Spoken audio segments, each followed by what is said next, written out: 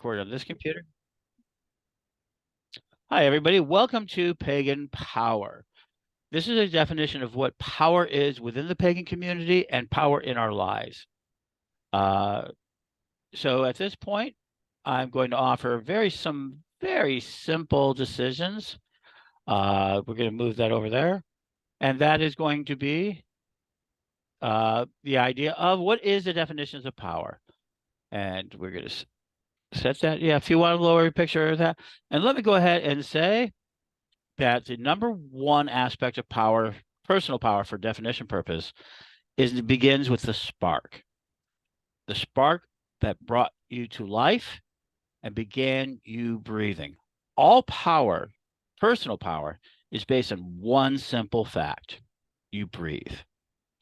And that spark begins your journey to personal power. For the minute you stop breathing, you have less than 10 minutes to start breathing again, or your personal power, whatever it is, ends. Now, the impact of your personal power may last longer than that. So understand, all power starts as simply as breathing. And that begins the minute that you are sparked into life. So that is personal power, to keep breathing. Without that, there is no further discussion.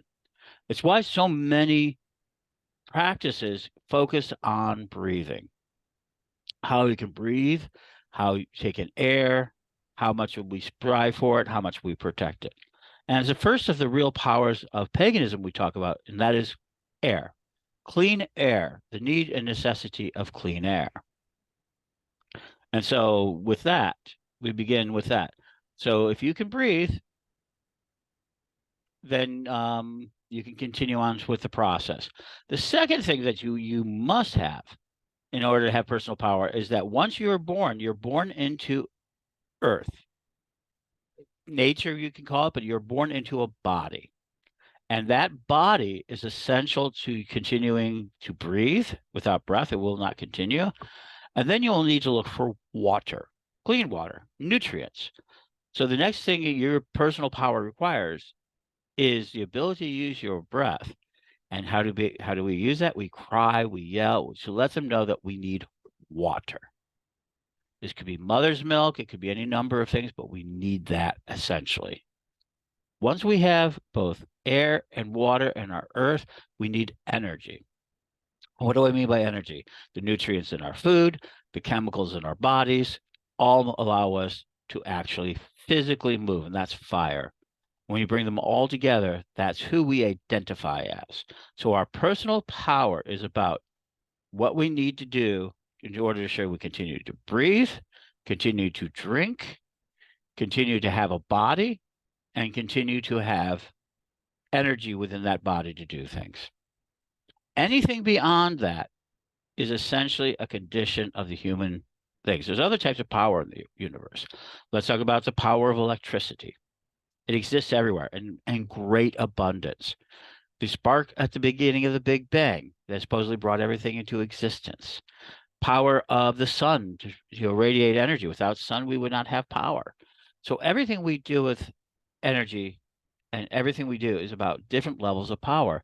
And unfortunately, the word power has gotten to be kind of how did I say it? A universal word, almost as useful as the word fuck. We use power for everything and describe everything. But power essentially is the ability to create a change in the environment or condition that exists. Simple. So when we talk about in pagan power, the essential personal power is your ability to breathe air, the ability to obtain nutrients, water, to live in a body, earth, to have energy to move, fire, and that is the pinnacle is life. And you can say it has a soul, it has energy, it has personality, you can say any number of things. But at that point, it becomes a point of view that you will never be able to get away from. Where's the center of an infinite universe? You. You're at the center of your own infinite universe. And everything that you see, everything that you hear, everything that you do from that point on is from that perspective. I know that's really hard for a lot of people to deal with, but that is where all personal power begins and continues. And as you are growing, you're learning to make connections in your brain as it grows to be able to get what you need to continue. Not everybody has it. Not everybody has clean water in the world. Not everybody has clean air in the world. Not everybody has clean food in the world. Not clean earth or clean fire. I mean, all of these things are still power, but they're not necessarily power that we want. So we're always looking for ways to bring that in. And one of the reasons I'm teaching this class is not because I am particularly selfless on this.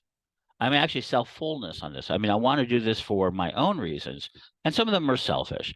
And that is, I want to be able to say that I identified what I believe to be power for my community. And in that community, I certainly would love to have, always love, have that idea of energy, of power, authority. So what is pagan power? Well, now we're going to go to another set of power. So we know what internally what our power is, that should continue to live. Everything outside of that is power of our circumstances, of our environment, of our universe. Our universe is filled with power, energy. Now, people want to say, oh, power is not energy, that is something else. And of course, they want to say power is political, but it isn't. It is that.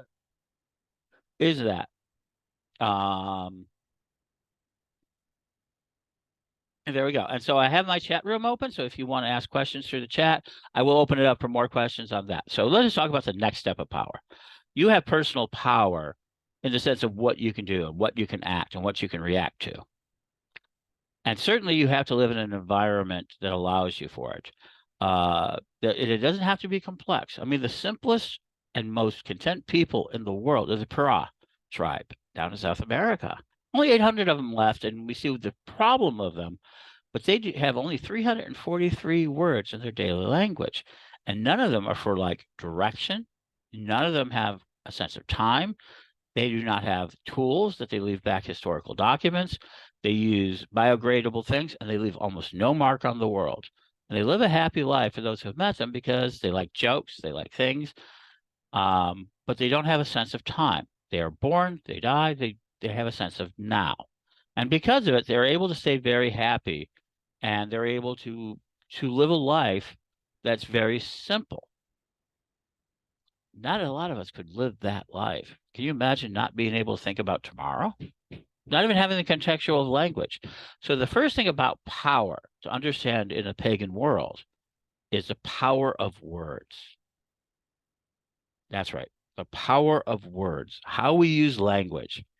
And the fact is if we only have one language to speak, one censored language, that will limit our power in ways that it will not deal with it, that we will not understand it in a lot of ways. So if you don't understand a word, then it doesn't have any power to you. Now, it may have power to others, but it may not have a power to you.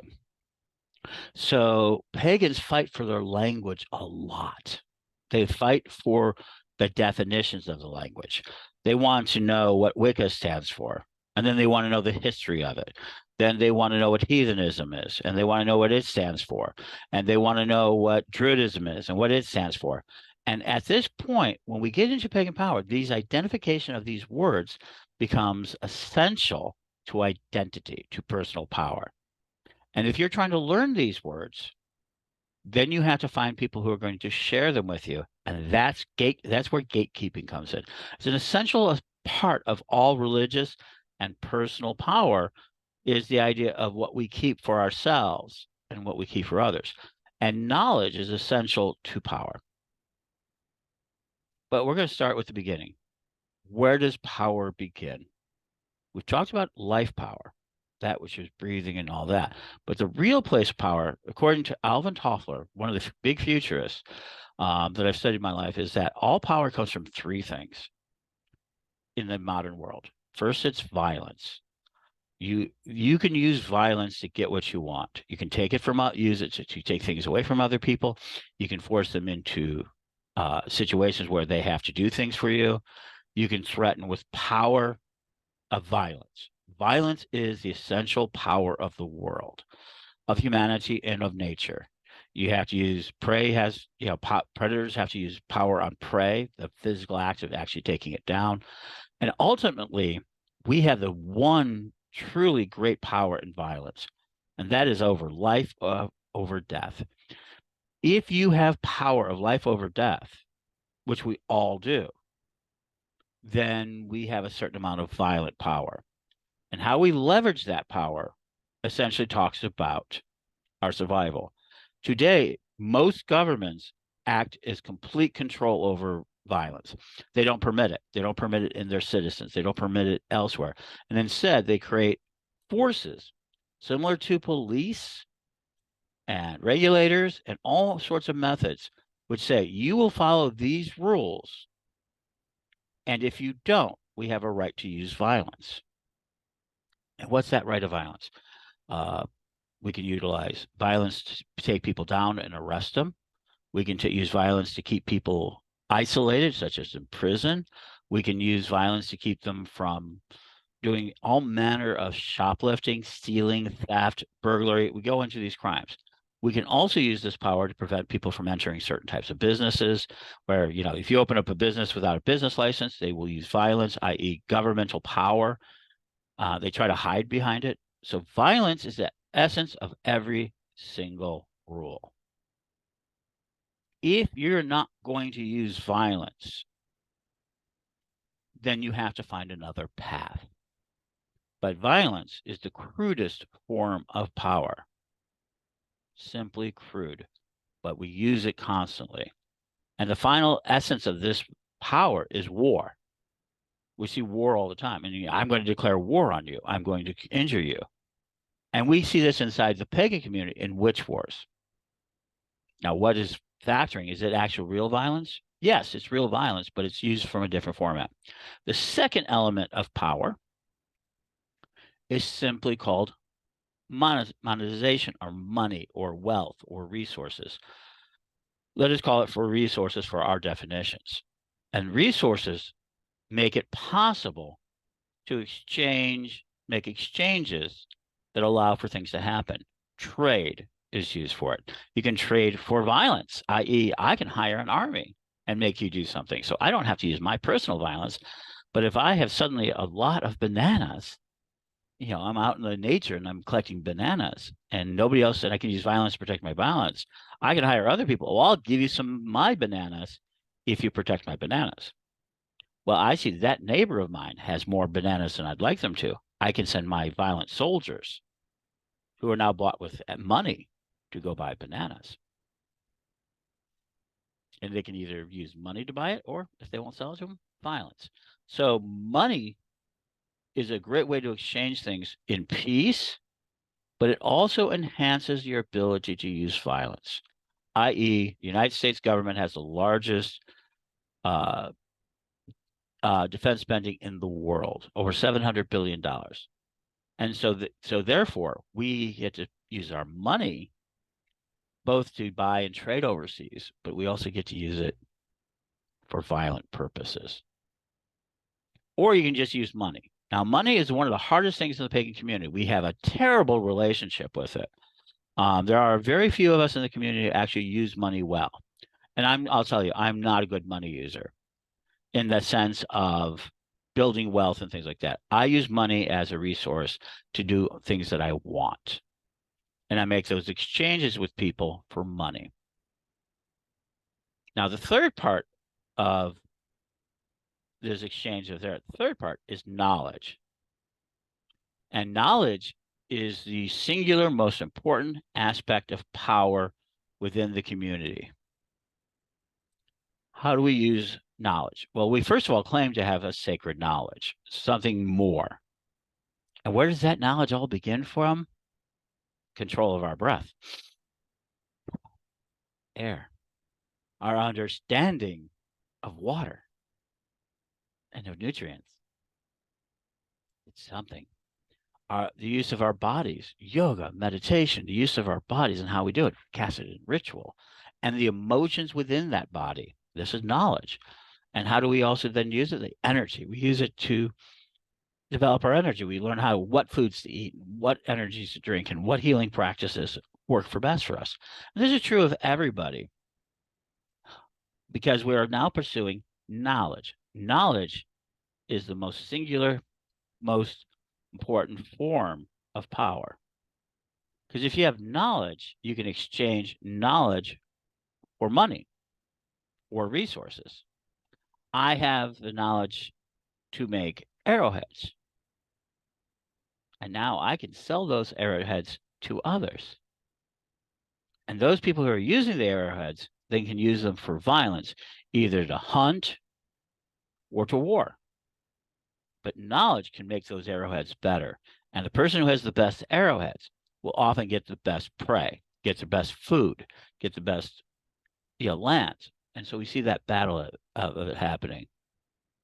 And so that is it. So we get down to violence, knowledge is the third one, and money is the exchange between those two. So what is power in the pagan community? Well, it's knowledge, right? And knowledge is not pagan community. I was just watching. Sometimes things have very interesting aspects of the word. And so the way we use words is a way to move energy. And our knowledge of the universe allows us to move energy through our systems. Electricity is treated as a fairly modern ideology. We're looking at 200-300 years of its existence, and it's increased existence. And I often call computerized sciences intelligent electricity. That's right. It's electricity that carries some information with it, knowledge. So we have that aspect of it. And what we can do is we can communicate our ideas and our words, and in our minds, they make sense. And what is the last power of the pagan community's knowledge? Which is our knowledge gain and monetization gain, and our limited use of violence, of physical violence. We use a terrifically more important violence, which I am going to explain here in a few minutes. And that is attention. We want our words to gather attention, to get people to agree with us so that we can then get us all using resources in the same direction. And oftentimes we try to do it through a system called silos, i.e., we are often using hierarchical systems, i.e., Grand Poobah, as people will talk about, or a high priestess. And either they've gained it through respect, which is emotional knowledge of an individual that you've come to understand how they use their power, and or through harsher methods, such as a cult. They brainwash you. They change the way that your brain works. But all of that is how they will get you to use your personal power on behalf, and that's called attention. That's right, attention. So attention is now the number one aspect to our modern society, to pagan society. How do we get attention? Because when we get attention, we can use our words to provide things. Our knowledge allows us to do things for you. And our knowledge makes our violence better, but it also has another aspect to it. There is a more peaceful aspect to violence, and that is called labor. Ultimately, labor or brute force is one of the other things we can exchange for money and knowledge, i.e., we can be an apprentice to a witch and learn all sorts of things from them, or we can utilize it to, get money or whatever. So if you're not going to use it in forms of violence, i.e., using physical energy to use for violence, then you can use it for labor. You can dig a ditch. I'm actually stripping paint to earn money in order to continue my processes. So I've been doing 2 to 3 days a week. I've been stripping paint for like 6 hours a day. My labor is being used with somebody else's knowledge, i.e., the rehabber, to provide me with income because they want to make something great. They want to fix up an apartment and make it even better. They want to use their knowledge, make it even better by cleaning it up so that to the eye, to the people who are paying attention, love it enough that they want to rent it or buy it. So this is a very intricate dance that we do all the time. And so within that sensibility, where's pagan power? Well, pagan power exists wherever our attention is. Where is our attention as a community and as individuals? And what that creates a lot of times is the ability to try to control knowledge. How we use our knowledge is what makes our community so powerful and so useful and so unique. Unlike a lot of the power structures currently in the world, and there are a lot of them, pagan authority is trying to seek to make us feel past our traumas, to live a higher life, to feel better. Our goals are not necessarily to be rich or to have armies or to have anything. We're trying to live a happy life. Why? Because we believe that if we have a happier life, that we will be able to have a better understanding of the world and understanding of the cosmos and understanding of the gods and such, that if we can have that better life by having these understandings, our quality of life condition can improve. That's right. Why do we pursue any form of power? To improve our quality of life. And sometimes in our minds, that isn't for us personally, but for us collectively, such as your family. A mother and father want the quality of life for their children. So too, the gods, we believe, want us to have a better quality of life. In paganism, this form of power originates either in the collective, i.e., a group or a coven or a circle or whatever, that we work together, such as pagan pride days, to kind of have this day. Or the other form, and we've recently seen it, is formed through hierarchical methods, where we are concerned with who is the biggest priest, who is the highest and most powerful high priestess, who is in control of status. And that is a very ancient way of being. We've always done that. We've always had the tribe and chieftain. And believe it or not, at one time, we did not have quite the same names that we do today. In fact, a lot of our names was based on what we did. That's why we have a lot of Smiths. Even in the ancient time, if you were a king, you were born the king and you became the king, and you didn't have a choice and you didn't have a way of getting around it because that's what it was. Our brains, while we were extremely intelligent, weren't as flexible in our imaginations. But at one point in history, we were. So let me go, where did power originate in the form of a modern society? And this is where pagans lead. We must get better at it. It looks like about 70 to 80,000 years. Y'all Noah talked about the idea of the imagination coming in and the ability to share a story that created a paradigm to live by. Such as your tribe, it could have been Neanderthal, it could have been Devosian. We have now know there are a number of different humans, including sapiens, and that we could look at a statue and we say, oh, that's our god. And the guy at the tribe next door says, oh, we have that god too. We must be cousins. We must be in some way together. And that allowed us to go from strangers into becoming allies and eventually family. So our storytelling allows us to be able to generate the energy and the ideas that we are open to.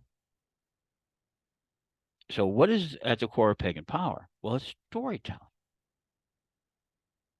All humanity is about storytelling.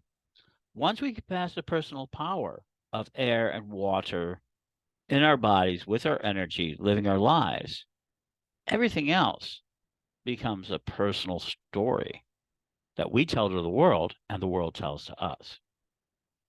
A mother and a father in those first couple of years is giving you the information to live in that society, peacefully or not peacefully. And they're doing it with any number of tools. They will use food as bribery, form of monetization. They will use violence, yelling, screaming, patting the person on the bottom to get them to change their behavior they don't like. And they will also then use knowledge, their superior knowledge, to give you knowledge of what they're doing. It's very difficult for us to realize that which makes us modern really comes out of knowledge being reinforced over and over again. Many children are born pagan because their parents are pagan, just like many children are born Christian because their children are born Christian or Muslim or Hindu. We don't get to choose unless you believe in some metaphysical abstract. We don't get to choose where we're born and what culture we're in. But that thing that we call free will, that little bit of energy that we have, that spark that builds our mind, that builds our energy, does give us the ability to begin to change our environment to allow us to live in a certain way. And we can break free of it. And a lot of pagans are breaking free of a Christian culture that we live in, or Christianized culture, I should say. We're not in a Christian culture, we're Christianized, meaning most of our words, most of our aspects are from that. So now I'm going to give you what I think is a very important part. So I myself believe that the essential part of paganism and the ability to grow is in the naming of items.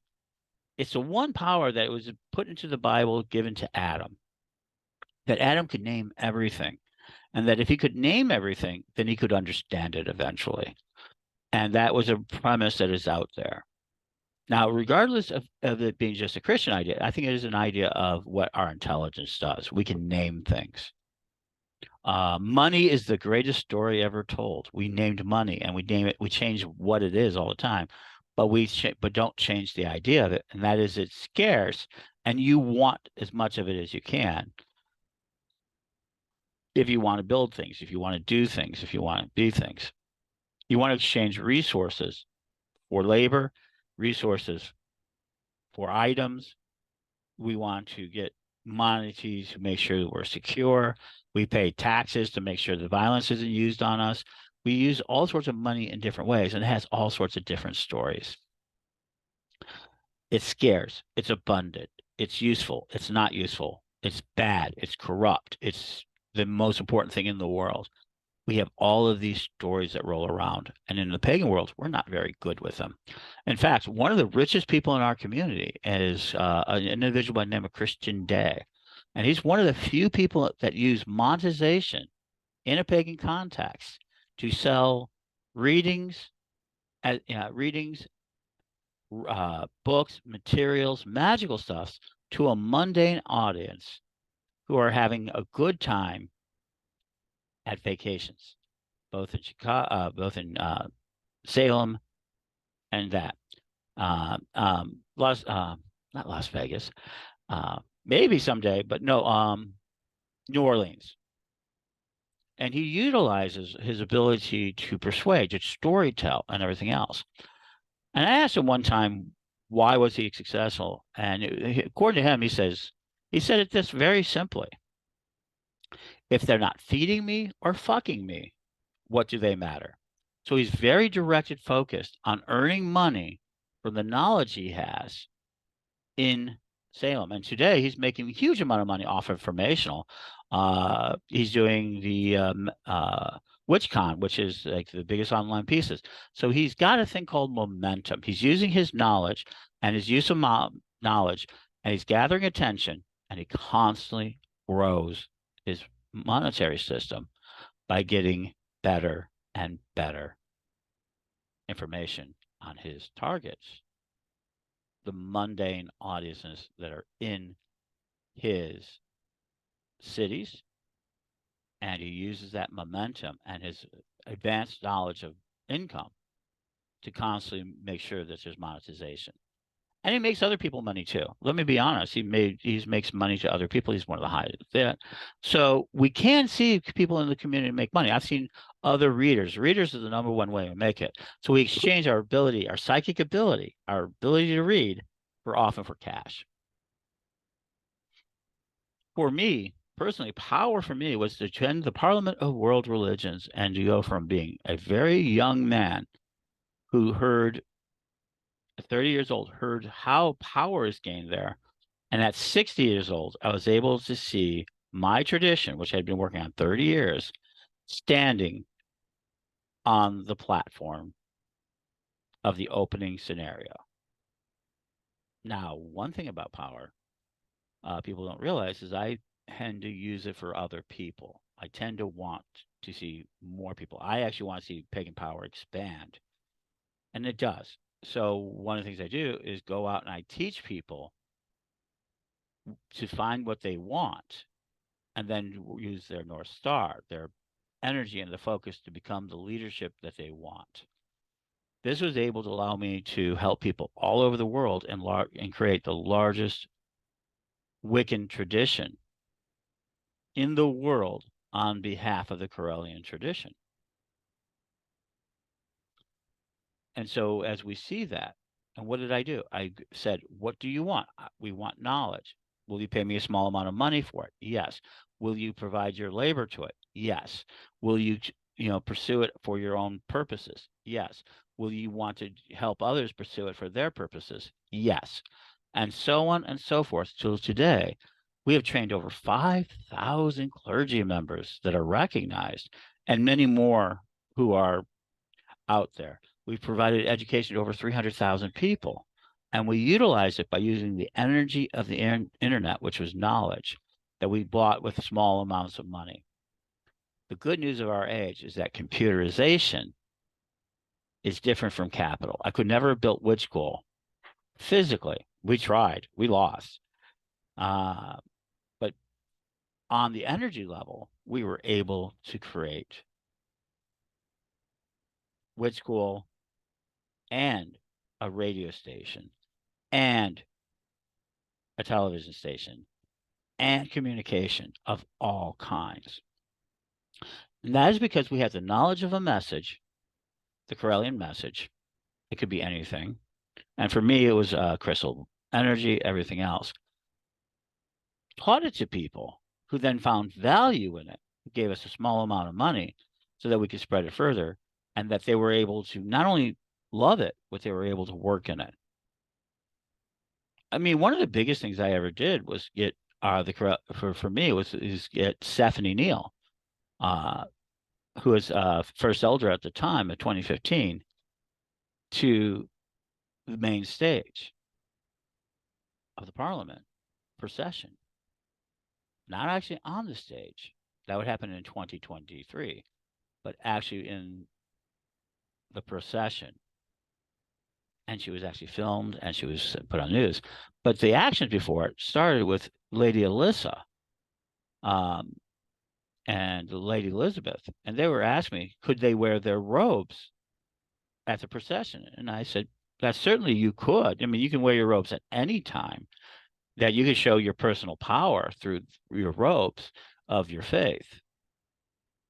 And then they took it to Reverend Don and Reverend Stephanie, and everybody agreed to dress up in their robes, except me. I set myself out as wearing my uniform, which is a black suit.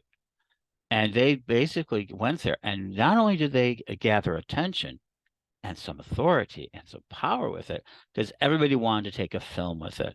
And they did so well, they asked the tradition to put one person into the procession. Everybody looked at Lord Don, but this parliament was for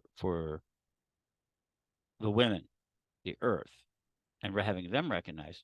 And he named then First Elder Stephanie Neal into that position. And I stood with her the whole time until she started to move because she was so nervous. She was so surprised at what was happening. And yet she went with it because she was willing to accept that personal power, and she walked it. And out of that parliament, she would become the first priestess of the Corellian tradition. So that is a way of power. How did they do it? They had the money for the robes, they had the knowledge of the robes, they had the attention of everybody, and then they secured that, and then they were given a position to walk in the procession to show their equality to others. They got the story to include them. That's really where personal power comes from in the pagan community. So where do we go from here? In order to have power, you have to have the ability to share knowledge, share resources, and to find a way to use them to gather more power, more energy, more resources. A good example of this would be if you want to live off the grid, which is a form of power to protect yourself, but you want some of the niceties of society, you have to figure out how to generate electricity. And we do that now with solar panels. We can buy things from the marketplace that allows us to live separately. But of course, we need to own our land. So you need to figure out ways to buy land. Lots of ways of doing that. And once you get the land, to fix it up. These are all different ways to do so. How most people enter into the marketplace is that they start a soap business, a jewelry business, a incense business, and they sell what we need to the community. So in order for us to have monetary success, so we can buy land, so we can buy other items, we need to find a way to sell our ideas, our products into the system. So the number one problem we have, the number one problem we have in our community is that we are not serving each other, nor are we serving the marketplace very much. We are basically looking for ways to control our own personal energy, our own personal power through having attention on ourselves and allow that to grow so that we're more in authority. Today, I have a great deal of influence, a great deal of power in that ability to influence, but I have very little authority because I've recently given it up. So I have to share my ability to gain power through influence. Pagans are influencers. We have a lot of different types of power. So what is power? Power is essentially the ability to make a change in the environment. And that change starts with you breathing, starts with your way you put your thoughts together, how you use your physical body, either for violence or for labor. How do you learn your knowledge? Do you buy it? Do you share it? Do you find it? Do you discover it? And then we utilize that to do things for others so that we can exchange other aspects of our lives. We can change, if I make tools, I can exchange it for food if the other person needs it. So in pagans, the number one thing we know about and we help people with is how to get over trauma, how to beat back the energies that have kept them limited in their lives, to have them see themselves as unlimited beings who can do almost anything. My life is all about that. I've done things that people have not thought I was capable of. I've met presidents and I've met the poorest people on the planet. I have exchanged conversations with so many people because I have a story to tell. I'm an adventurer who loves life. And my life has been about teaching people how to live a better life as I see it. Now, maybe I'm right and maybe I'm wrong. And some people have lived better because of me, and some have had a worse life because of me. But at the end of the day, I think that what I'm doing is correct. I believe in myself. My knowledge, I know, is secure. So I have personal power. And my outside influence power is by the number of people who pay attention to me. And then I share that. The number one aspect of pagan power to me early on was to do interviews, to do radio, to do magazines, to communicate, not the message. I shared everybody's message and still do, but to make that message possible. So for me, it was building platforms and then interviewing over 500 people easily and doing thousands of interviews and asking questions. And because I do that, people think that what I have might be interesting. And I hope that they do. And that they want to share in my audience. And that gives me power to go to almost anybody in the pagan world and ask them to come on my shows. And from that, I was able to build a school, a radio station, and so many other aspects. And I learned another thing that I was able to use my referent knowledge that the internet, that my visions of the future would require us to have less cash and capital to simulate things within a world that exists today. And that's about to explode. My next class, I am going to talk about why we need power, about what's coming down and why it is. But let's understand what power is. Power is your ability to manipulate and to use energy in either forms of personal energy and also in the forms of violence and labor, monetization and resources, however you get them, and then finally knowledge. And knowledge is the most useful and powerful of it, and it's also the most fungible. So we can share that over and over again to do so. And so with that, this is the first part of pagan power as I see it. I will open up, I am now opening up everything to allow for uh, questions. And if you have any questions, feel free to unmute yourself and do so again. If you want to ask questions publicly, now is the time to do so. I'm more than happy to have that. In a few minutes, I will be shutting this off, and only those people who are attending the class will be able to ask more private questions. But do you have any public questions out there?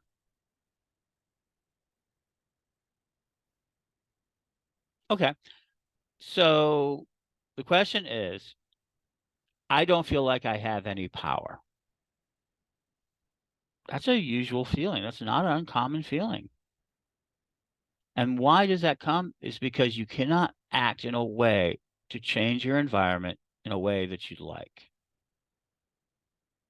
You feel like you are owed something more than what you've done, and you are also not done enough to gain it. It's not true, but it is definitely an energy. So as long as you can breathe, as long as you can have nutrients, you need to have a certain amount of power to get food. And so whoever's controlling those methods, you have to find a way to go around them. But your personal power is how you feel inside. How do you stay happy? How do you stay energetic? How do you stay there? Because anything else will happen, and that too shall pass. So remember, why do you want power? Next week, we will tell you more on that. But this week, that's what power is. It's simple, isn't it? And it's also difficult to enact because you have to do something to act on it.